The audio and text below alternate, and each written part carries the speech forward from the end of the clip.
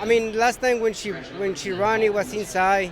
Today was number 10, and the main thing was to break good, clear, and then make it relax and have a really good kick. And that's exactly what happened.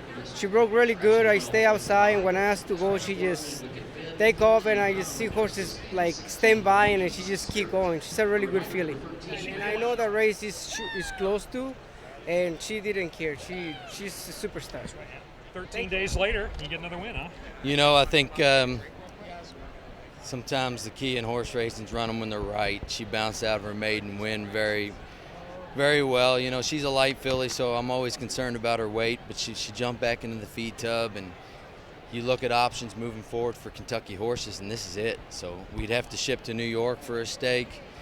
And I told Mr. Rigney, I said, I'm confident she'll run her race back. And so he said, let's go. So we're excited that she brought it here today, and just overwhelmed that 2 years ago we're heading to a Breeders' Cup race. It's pretty special. I mean, how 2 weeks ago she's a maiden, now you're going to Santa Anita? You know, it's 2-year-old race, and we thought a lot of her all, you know, spring forward. That's why we took her to Saratoga, thinking, you know, best case scenario, we'd end up in this situation. But certainly we actually had a conversation after the Saratoga meet. We said, you know, just put a line through the Breeders' Cup. It's one of those things that once it's over, you don't worry about it. And she made us put a foot in her mouth. What told you to move her to the turf?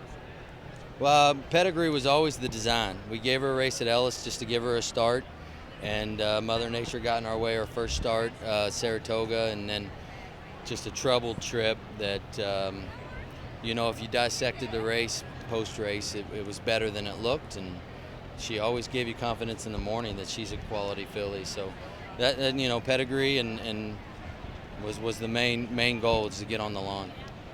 Full field here, you know that she can handle a crowd, and we don't necessarily know that with all the preps leading into the Breeders' Right, I think, you know, it's always a good test of your ability when you take them to New York and they're a competitive horse.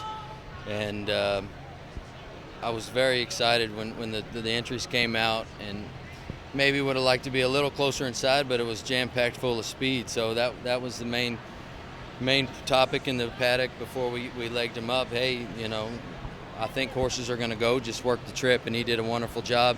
He even was patient at the half-mile pole. Horse moved to his outside, and he knew he was sitting on some horse. So credit to Martin.